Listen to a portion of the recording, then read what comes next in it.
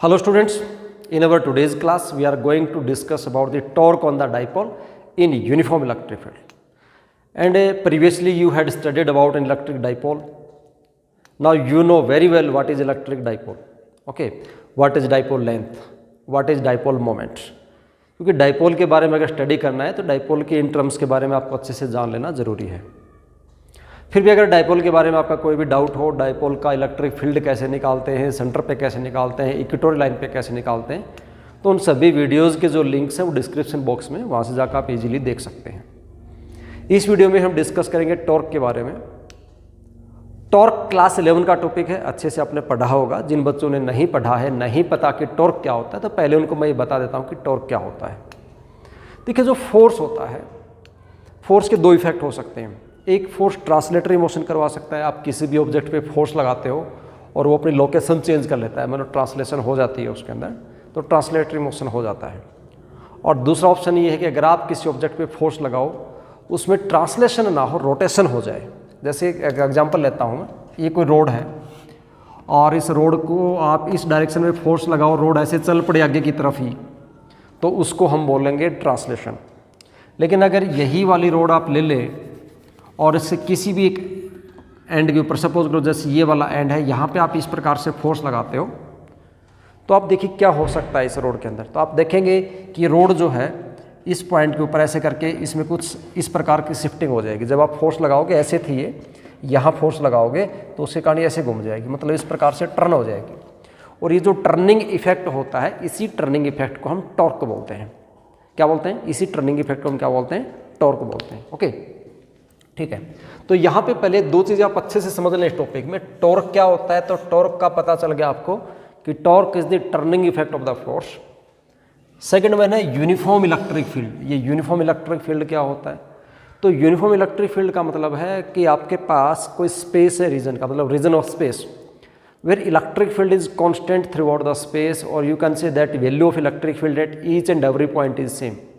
तो उसको हम बोलेंगे कॉन्स्टेंट इलेक्ट्रिक फील्ड और यूनिफॉर्म इलेक्ट्रिक फील्ड। ठीक है। तो यूनिफॉर्म इलेक्ट्रिक फील्ड और कांस्टेंट जो कांस्टेंट फील्ड होता है, उसको आप रिप्रेजेंट कैसे करते हैं? तो उसका जो रिप्रेजेंटेशन होता है वो कुछ इस टाइप से होता है। इक्विडिस्टेंट पैरेलल लाइन होती हैं जिनके बीच में डिस्टेंस इक्वल होती है, इक्विडिस्टेंस पैरेलल लाइन से ये यूनिफॉर्म इलेक्ट्रिक फील्ड को रिप्रेजेंट करती हैं। ये रिप्रेजेंटेशन मान लेते हैं कि इस प्रकार से इलेक्ट्रिक फील्ड की डायरेक्शन ये है। और हम कंसिडर करते हैं कि इस प्रकार से एक डाइपोल रख दिया हमने। ये डाइपोल का पॉजिटिव चार्ज कंसिडर कर लेते हैं, डाइपोल का नेगेटिव चार्ज कंसिडर कर लेते हैं। ये बातें आप लिख देंगे यहाँ पे सभी। Let's consider electric dipole of dipole length 2a। Dipole length कितना है? 2a। Dipole length 2a placed at angle theta with the direction of electric field. ये यहाँ पे लिख देंगे हम। अब देखिए हमें करना क्या है, हमें निकालना है टॉर्क। क्या निकालना है?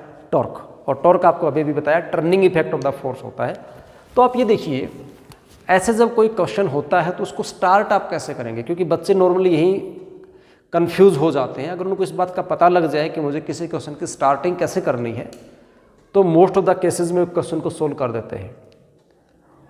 तो यहाँ बच्चा करता क्या है कि उसका रूट मेमोराइजेशन करता है, जो स्टेबल नहीं है, कभी भी वो कंफ्यूज हो जाएगा। जितना ज़्यादा आप रट्टा मारोगे तो टॉपिक्स जो है वो ओवरलैप हो जाएंगे, तो आप अच्छे से नहीं समझ पाएंगे। आप सिर्फ बेसिक बातों पे ध्यान दिया करो। आप एक बात सोच के देखो, यहाँ पे डाइपोल है, ठीक है, और डाइपोल के अंदर दो चार्जेस हैं, एक नेगेटिव का चार्ज और एक पॉजिटिव चार्ज है, और इलेक्ट्रिक फील्ड में रखा हुआ मेकिंग एन एंगल थीटा। ठीक, तो ये वाला पॉजिटिव चार्ज है, ये इलेक्ट्रिक फील्ड में रखा हुआ है। आप प्रीवियसली ये बात अच्छे से पढ़ चुके हैं कि जब भी कोई चार्ज इलेक्ट्रिक फील्ड में रखते हैं तो उसके ऊपर फोर्स लगता है। हमें इलेक्ट्रिक फील्ड का फॉर्मूला हमने पढ़ा, F/Q होता है, F/Q होता है। तो यहाँ से अगर आप फोर्स निकालोगे तो फोर्स क्या आ जाएगा? Q × E। इतना फोर्स आएगा कि नहीं आएगा? तो यहाँ से आप क्या देख पाएंगे कि ये वाला जो पॉजिटिव चार्ज है, ये वाला पॉजिटिव चार्ज, ये इलेक्ट्रिक फील्ड में फोर्स एक्सपीरियंस कर रहा है। और पॉजिटिव चार्ज के ऊपर जो फोर्स होता है in the direction of electric field ही होता है। पॉजिटिव चार्ज का जो फोर्स होता है डायरेक्शन ऑफ फील्ड ही होता है। वो क्यों होता है उसका एक अलग से वीडियो मैंने बना के रखा हुआ है, डिस्क्रिप्शन बॉक्स में लिंक है, देख लेंगे आप आराम से। हम सिर्फ यहाँ पे अपने मेन टॉपिक को ही डिस्कस करते हैं। तो इसका जो फोर्स होगा वो होगा इन the direction of electric field. इस फोर्स को नाम मैं दे देता हूँ F1। क्या नाम दे दूँ? F1। फिर आप ये नेगेटिव वाला देखेंगे तो इस पर भी फोर्स लगेगा, इस पर फोर्स लगेगा in the opposite direction of the field. इसको मैं नाम क्या देता हूँ? F2 देता हूँ। ठीक है, तो हम स्टार्ट करते हैं यहाँ से। हम लिखेंगे फोर्स ऑन प्लस क्यू, वो आपके पास हो जाएगा F1 that is equal to ये है QE और ये है in the direction of electric field E। फिर हम निकालेंगे फोर्स ऑन माइनस क्यू, और माइनस क्यू का जो फोर्स है उसको F2 से रिप्रेजेंट कर देता हूँ, वो हो जाएगा Q और ये होगा इन opposite direction of E, electric field से अपोजिट डायरेक्शन में है। अब देखो दो फोर्स आ गए, डायपोल के ऊपर कितने फोर्स आ गए? 2 फोर्स आ गए। तो पहले आप डायपोल के ऊपर नेट फोर्स निकाल लो। डायपोल पे क्या निकाल लें? नेट फोर्स निकाल लेते हैं। Net force on the dipole, net force on कितना फोर्स हो जाएगा इस डायपोल पे? Net force. अब देखो क्योंकि दोनों के दोनों वेक्टर हैं, दोनों के दोनों क्या है? वेक्टर है, तो इनका वेक्टर सम करना पड़ेगा। वेक्टर सम आप करेंगे तो देखेंगे इन दोनों के बीच में अगर आप डायरेक्शन देखेंगे तो ये और ये अपोजिट डायरेक्शन में एंगल कितना, मतलब देखो एक फोर्स इधर जा रहा है, F1 फोर्स इधर है, F2 फोर्स इधर है, एंगल इनके बीच में कितना बन गया? 180। दो वेक्टर्स के बीच में अगर 180 डिग्री का एंगल है तो उसको आप लिख सकते हो, आप ऐसे लिख देंगे F1 माइनस F2। रिजल्टेंट क्या आएगा? F1 माइनस F2 आएगा। F1 माइनस F2 और F2 माइनस F1 कोई फर्क नहीं पड़ने वाला, वो तो मैग्नीट्यूड के अकॉर्डिंग हम देख लेंगे। अब यहाँ से आप देखेंगे तो दोनों का मैग्नीट्यूड क्या है? सेम है, मैग्नीट्यूड दोनों का सेम है, तो रिजल्ट क्या आया? 0। नेट फोर्स इस पे कितना आया? 0। तो डायपोल पे अगर नेट फोर्स 0 है तो हम यहाँ पे लिख सकते हैं hence dipole is in translatory equilibrium. ये भी एक अलग से आपसे पास क्वेश्चन पूछा जाता है कि show that in uniform electric field dipole is in translatory equilibrium. तो ट्रांसलेटरी इक्विलिब्रियम का मतलब ये है कि डायपोल का नेट फोर्स 0 है, क्योंकि आपको पता है किसी भी बॉडी में, किसी भी ऑब्जेक्ट में अगर मोशन लेके मुझे आना है तो उस मोशन के लिए ज़रूरी है कि फोर्सेस अनबैलेंस्ड हो, उस पर जितने भी फोर्स लग रहे हैं वो अनबैलेंस्ड हो, रिजल्टेंट उनका 0 ना हो। अगर सभी फोर्सेस का रिजल्टेंट 0 आ जाएगा तो उसमें किसी प्रकार का कोई मोशन नहीं होता है और ट्रांसलेशन तो नहीं होता उसमें। तो यहाँ मैंने देखा F1 माइनस F2 0 आ गया, तो इसमें कोई ट्रांसलेशन नहीं हो, मतलब इस प्रकार का इसके अंदर किसी प्रकार का मोशन नहीं हुआ, तो ट्रांसलेटरी इक्विलिब्रियम में है। अब हम ये देखते हैं कि ये जो दो फोर्सेस हैं, इन दोनों फोर्सेस का लाइन ऑफ एक्शन जो है वो डिफरेंट है।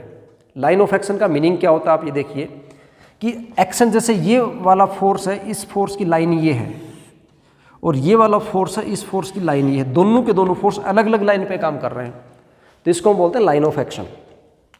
तो force F1 and F2 equal in magnitude है। देखो दोनों का मैग्नीट्यूड QE है, ऑपोजिट इन डायरेक्शन है दोनों, एक इलेक्ट्रिक फील्ड के डायरेक्शन में, एक इलेक्ट्रिक फील्ड से अपोजिट डायरेक्शन में है, और डिफरेंट लाइन ऑफ एक्शन है। तो ये क्या करेंगे? एक फोर्स ऑफ कपल क्रिएट करेंगे। क्या करेंगे? फोर्स ऑफ कपल क्रिएट करेंगे, और उसके कारण इसके अंदर टॉर्क हो जाएगा। आप कुछ इसको इस प्रकार से समझ सकते हो, जैसे ये रोड है मेरे पास और ये इस रोड का सेंटर है, ठीक है। एक फोर्स इसके ऊपर, ये एक फोर्स इसके ऊपर इस डायरेक्शन में लगाओ, ये फोर्स इस डायरेक्शन में लगाओ, तो ये वाला फोर्स इसको इधर ले जाएगा, ये वाला इधर ले जाएगा, तो ये कुछ इस प्रकार से ऐसे हो जाएगी, ठीक है। लेकिन जैसे ही ये ऐसे होती है उसके बाद आप क्या देखेंगे? ये वाला फोर्स उधर गया, ये वाला फोर्स इधर, दोनों फोर्स आप देखोगे सेम लाइन में आ गए, लाइन ऑफ एक्शन दोनों का क्या हो गया? सेम। और क्योंकि दोनों का मैग्नीट्यूड बराबर है तो इसके बाद जैसे ये ऐसे होता है तो ना तो ट्रांसलेशन होगा क्योंकि मैग्नीट्यूड बराबर है, नेट फोर्स 0 आ गया, और ना इसके अंदर किसी प्रकार का टॉर्क होगा, ठीक है। तो टॉर्क तभी होता है जब लाइन ऑफ एक्शन जो होता है वो डिफरेंट होता है। तो हम यहाँ पे बात लिखेंगे कि F1 and F2 are acting along different line of action. लिख देता हूँ मैं आपके लिए ये बात। आप क्या लिखेंगे? Here F1 and F2 are acting along different line of action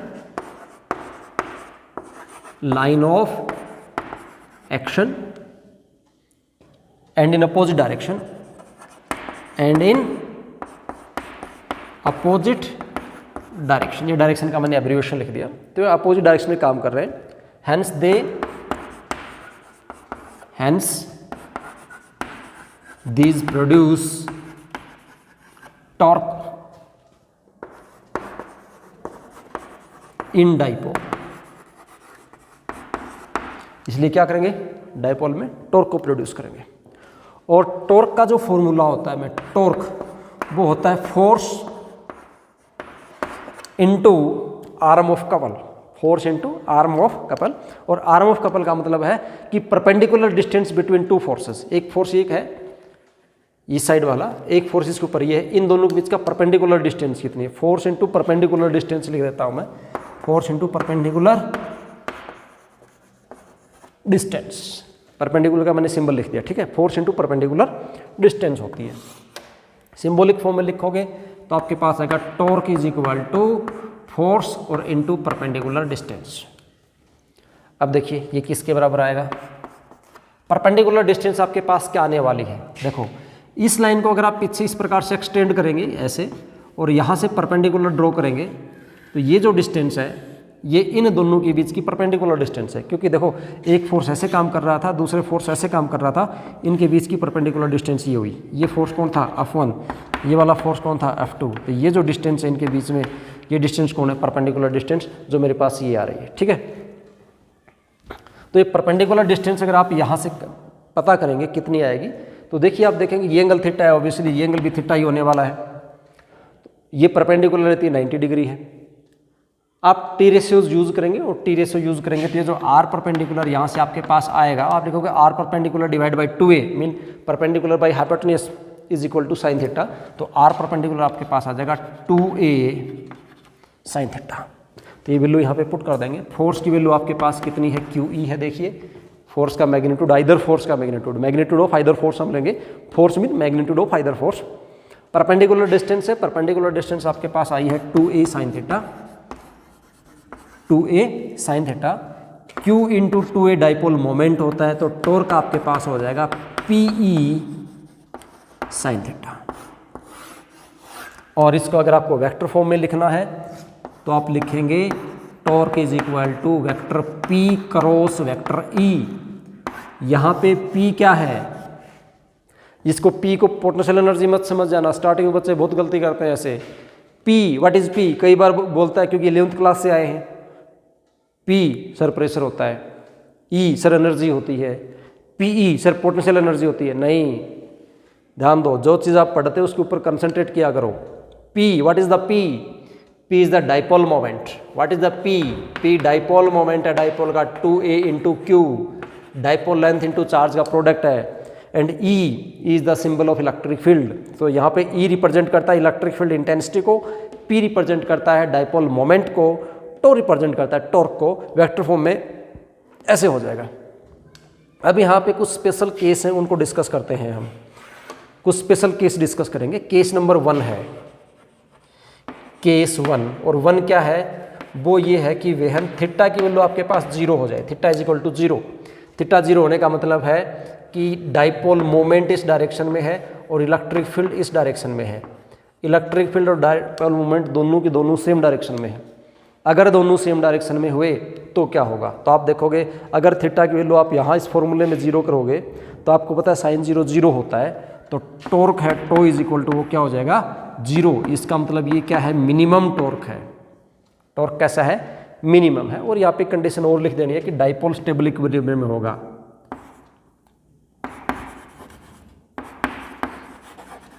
stable equilibrium में होगा। स्टेबल इक्विलिब्रियम का मतलब ये है कि डाइपोल को अगर उसकी जगह से आप थोड़ा सा भी डिस्प्लेस कर देंगे, डाइपोल को उसकी जगह से थोड़ा सा भी डिस्प्लेस कर देंगे तो डाइपोल क्या करेगा, वापिस अपनी उसी जगह के ऊपर आ जाएगा, तो उसको हम बोलेंगे stable equilibrium. Case number 2, case number 2 क्या है, when theta is equal to 180 degree. Theta को अगर आप 180 डिग्री कर दो, 180 डिग्री करने का मतलब ये है कि इस प्रकार से ये डाइपोल मोमेंट है और इलेक्ट्रिक फील्ड डाइपोल मोमेंट से अपोजिट डायरेक्शन में है, तो उस केस में क्या होगा, टॉर्क की वैल्यू फिर से 0 हो जाएगी, टॉर्क मिनिमम ही रहेगा। क्योंकि आपको पता है साइन यूनिटी भी 0 ही होता है, बट इस केस में अनस्टेबल इक्विलिब्रियम होगा।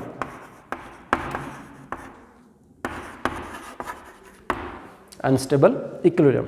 ये स्टेबल इक्विलिब्रियम क्या होता है, अनस्टेबल इक्विलिब्रियम क्या होता है, ये फर्दर एक वीडियो हम लेके आ रहे हैं, उसमें ज़्यादा डिटेल से एक्सप्लेन करेंगे। तो वीडियो आप देखेंगे स्टेबल और अनस्टेबल इक्विलिब्रियम का, और वहाँ से आपको पता चल जाएगा। डिस्क्रिप्शन बॉक्स में भी लिंक मिलेगा, वहाँ से भी आप देख सकते हैं। आई बटन पे भी लिंक मिल जाएगा, वहाँ से भी आप देख लेंगे कि स्टेबल और अनस्टेबल इक्विलिब्रियम्स क्या होते हैं।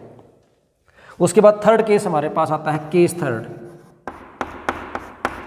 केस थर्ड क्या आएगा कि थीटा की वैल्यू कितनी हो सकती है, थीटा की वैल्यू हो सकती है 90। थीटा 90 होने का मतलब है कि इलेक्ट्रिक फील्ड ये है और डाइपोल मोमेंट ये है, और उस दौरान टॉर्क होगा PE। फिर से बता रहा हूँ, पोटेंशियल एनर्जी मत पढ़ना इसको। P for dipole moment, E for strength of electric field, और ये मैक्सिमम टॉर्क होने वाला है। कैसा टॉर्क होगा, मैक्सिमम टॉर्क होगा, ठीक है। तो ये था हमारे पास torque on the dipole uniform electric field. ये स्टेबल इक्विलिब्रियम क्या होता है, अनस्टेबल इक्विलिब्रियम क्या होता है, जस्ट नेक्स्ट वीडियो आप देखेंगे, डिटेल से पता लग जाएगा आपको। फिलहाल इसमें हमने पूरा इसी के ऊपर फोकस किया। अब आप ध्यान देंगे, देखो एक क्वेश्चन इसमें इसके ऊपर, इस टॉपिक के ऊपर आता है, और दूसरा क्वेश्चन तो ये टॉर्क हम निकाल ही रहे हैं। और इस वाले क्वेश्चन में आपसे क्या पूछेगा, यही क्वेश्चन पूछेगा, so that dipole in uniform electric field is in stable equilibrium. Stable equilibrium, sorry stable equilibrium नहीं होगा, इज इन ट्रांसलेटरी इक्विलिब्रियम।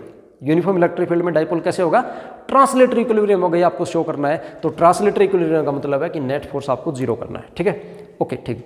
अब इसके ऊपर से क्वेश्चन पूछ सकता है, जैसे MCQ अगर कोई आएगा तो ऐसे पूछेगा कि in uniform electric field dipole have torque 0, force 0, torque non 0, ऐसे। तो आप यहाँ पे एक बात देख रहे हो कि अगर यूनिफॉर्म इलेक्ट्रिक फील्ड होता है तो नेट फोर्स 0 होता है, टॉर्क 0 नहीं होता, टॉर्क PE sin थीटा होता है।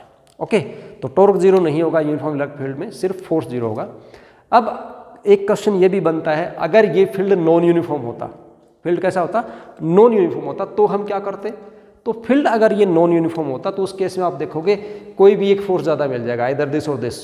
अगर फील्ड कैसा है, नॉन यूनिफॉर्म है, तो नॉन यूनिफॉर्म फील्ड में ये दोनों का दोनों मैग्नीट्यूड बराबर होने वाला नहीं है, क्योंकि उसमें इलेक्ट्रिक फील्ड कांस्टेंट नहीं है। तो उसमें आप क्या देखोगे कि जो नेट फोर्स आएगा वो 0 नहीं आएगा। इट मीन जो डाइपोल है वो ट्रांसलेटरी इक्विलिब्रियम में नहीं होगा, डाइपोल पे टॉर्क भी होगा और डाइपोल के ऊपर फोर्स भी होगा। ओके।